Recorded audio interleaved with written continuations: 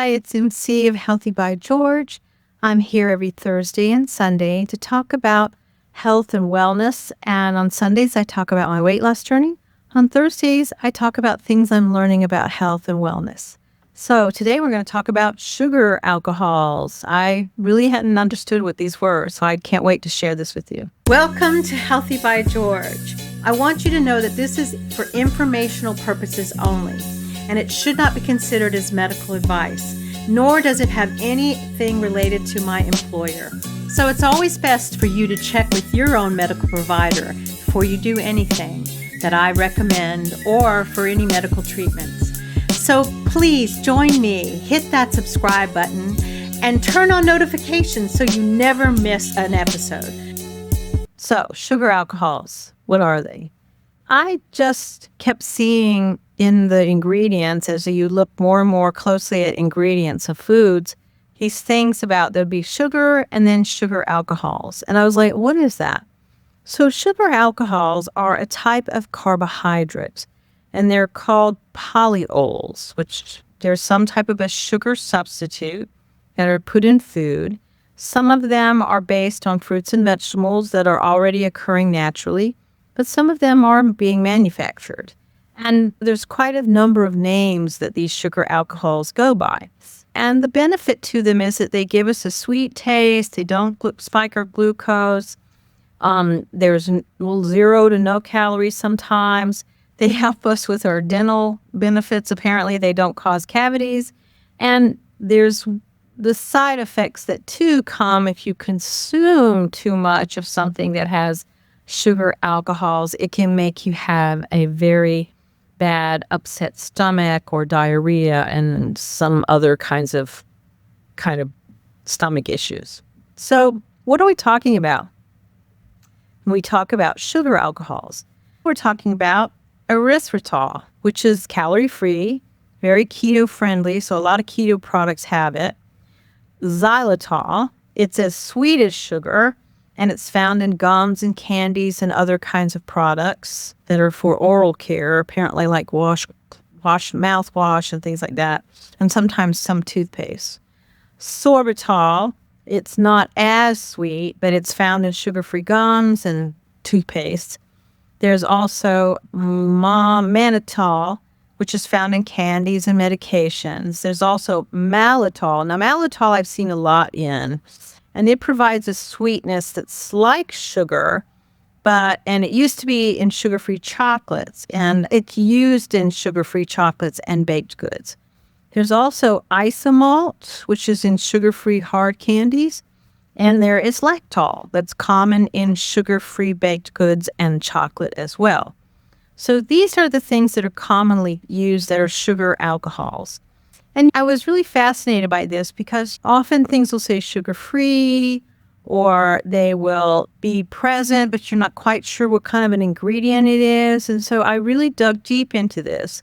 And I really wanted to understand because so much of what we're unaware of is what has happened to our food that is causing us as a culture to have obesity and being overweight. And I am someone who I know already have a hormonal disruption. What am I doing with the food that I consume?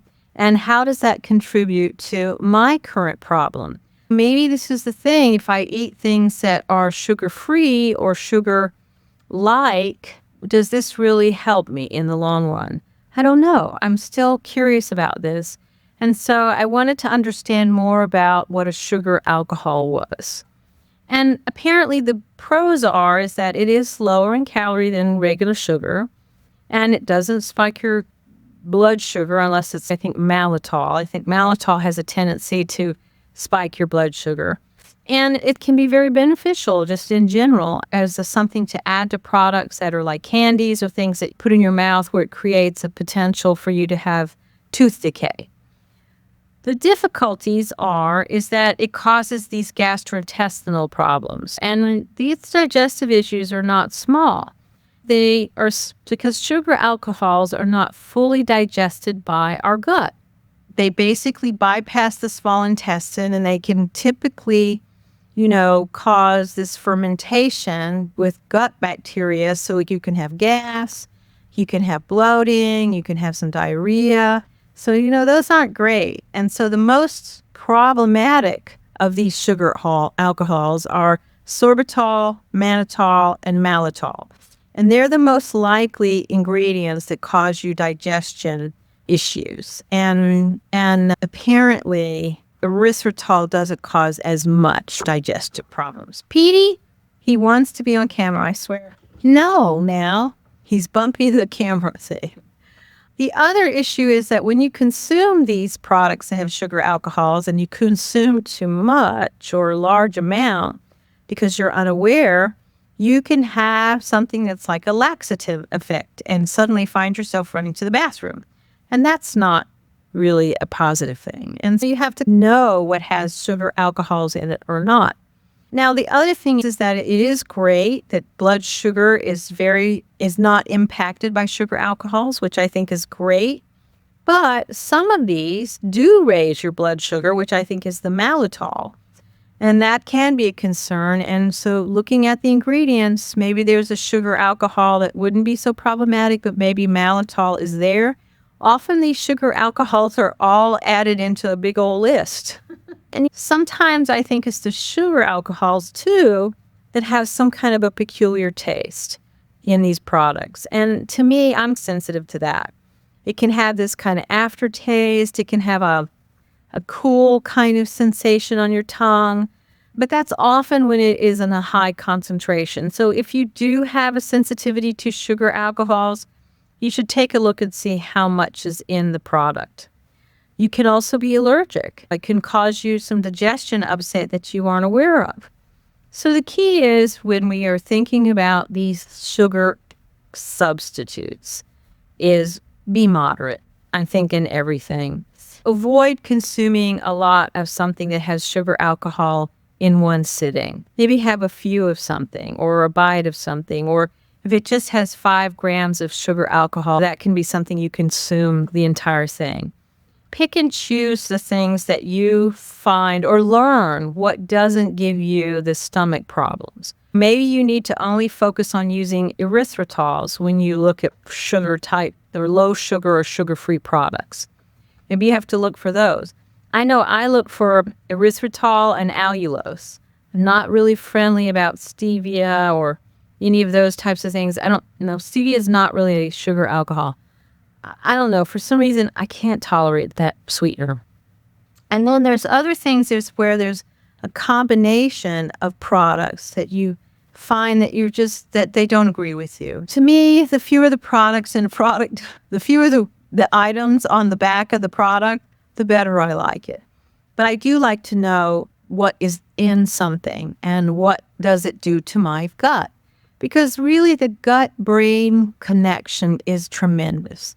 And the more that we study the gut biome and the bacteria that we have in our gut, and there's tons of studies right now where they're doing all kinds of poop transfers and putting poop into other people's guts and finding out how this bacteria biome really sets the stage for a better functioning gut. So definitely we have to understand more about what's happening with our gut. How are we protecting our gut? Okay, Mr. Pete, I understand. He's saying, wrap it up.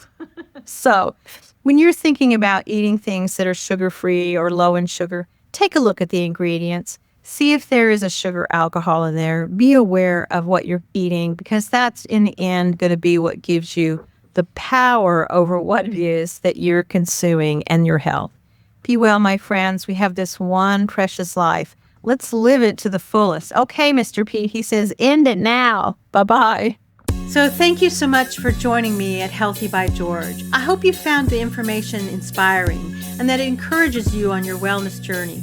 Because remember, your body, your well-being are a most precious gift, and every tiny action taken daily can make a huge difference.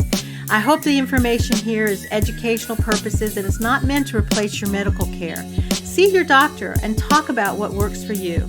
If you enjoyed today's content, don't forget to give it a thumbs up and subscribe to my channel. Your support means the world to me, and it helps me continuing creating content that inspires and empowers you to live your best life. Goodbye for now, and join me again at the next Healthy by George.